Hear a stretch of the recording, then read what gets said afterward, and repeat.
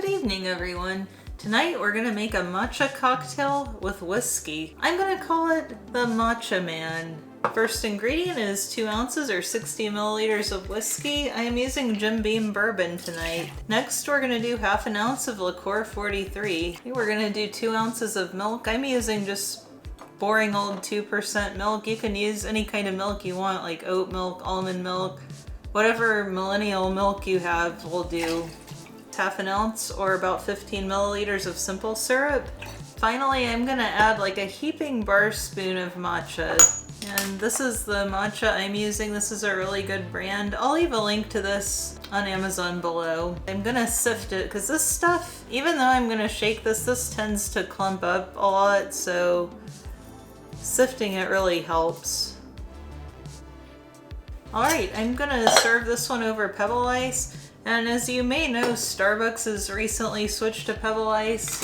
It's obviously the superior ice, so they suck slightly less than they used to. I'm also gonna shake it with pebble ice. I'm just gonna give this like a little more of a shake than usual to make sure the matcha is like fully incorporated. That should be good. And I'm just gonna go ahead and pour ice and all like over this. That looks really cool. I've got a little extra. I love this color. I love the way it looks in the glass, but to make it look even better, I'm gonna top it off with a little bit of half and half just because it gives it kind of a cool effect, like running down the side. Yeah, and matcha's like normally a pretty healthy choice, but not when you're serving it this way. I think milk actually negates the health benefits, not to mention the sugar in the bourbon.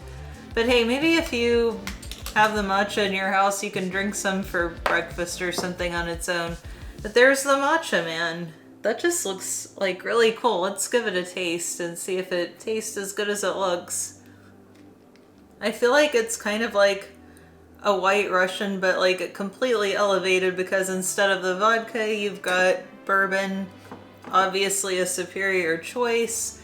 And as much as I love coffee, the matcha is like a really interesting change. It's got kind of that like earthiness to it, but there's so much milk and sugar, it kind of mellows it out.